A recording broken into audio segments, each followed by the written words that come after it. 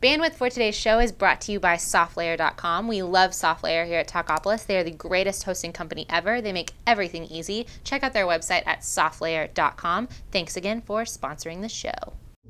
Talkapolis, the social media TV network for your city. Hey guys, welcome to Music Business Week. We have a very special guest, John Pisciotta from Music Sync, who's joined us today. Welcome, mate. Absolutely, glad to be here. Thanks for coming in. We've recently seen you on The Entrepreneurial Mind. Obviously, you're quite the entrepreneur around town with your business, Music Sync.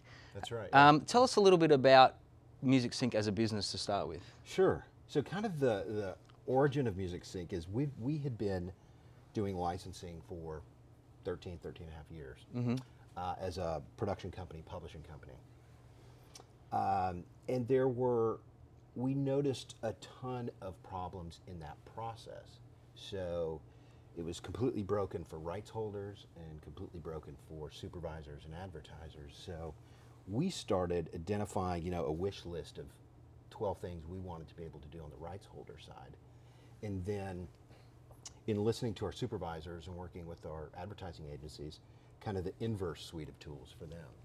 So we built Music Sync initially for us as tools that we wanted to be able to use to work smarter in that space. So that really became our roadmap going forward. Right. It was like a pain point of ours, so kind of scratching our own itch. So just to give the people at home a bit of an understanding who don't really know what synchronization of music is with film and the likes, I mean, it is a massive headache if you don't know anything about it, because you have so many people involved in a song and so many different rights in film and stuff like that. Right. So just talk about the specifics more if you can. Yeah.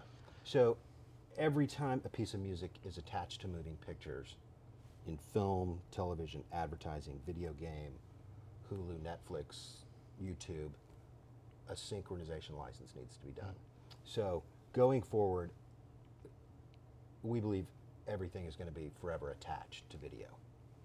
The growth pattern of YouTube, Vimeo, original content from Netflix and Hulu. So that process is increasingly important both for rights holders who own the content and the music supervisors or advertising agencies who are trying to find content. So in a sentence, Music Sync is a secure online platform that facilitates music synchronization licensing in film, television, advertising, video gaming, online markets. It serves two users, our top-tier rights holders who own or control the copyrights, and the top-tier supervisors who pay to use that content. So it takes a completely fractured process. We describe it as 6 to 8 weeks and 40 steps that are broken at every point along the way.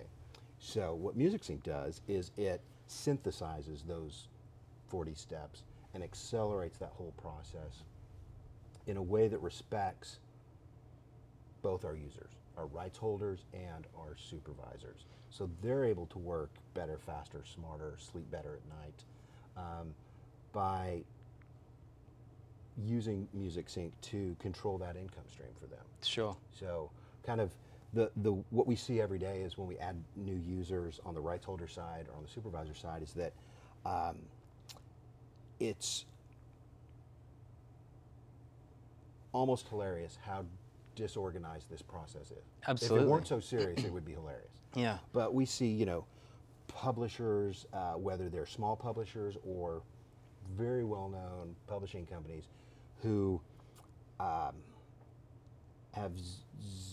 very little organization of this process. So as the market's kind of flipped, it used to be that there's kind of three ways a copyright makes money.